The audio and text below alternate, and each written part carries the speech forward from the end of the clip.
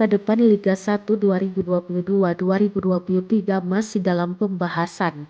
Para pemilik klub Liga 1 sedang bertemu bersama PSSI dan PT LIB untuk bicarakan draft jadwal kompetisi.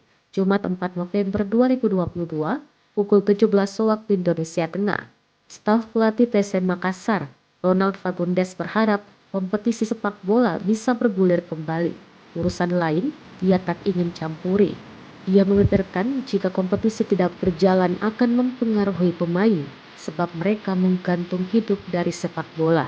Nasib serupa akan dialami orang-orang yang mata pencahariannya dari sana. Soal rencana format kompetisi dengan sistem bubble to bubble, Ronald Fagundes baru mendengar. Namun alangkah baiknya, kata dia, kasta tertinggi sepak bola Indonesia berlanjut dengan format home and away.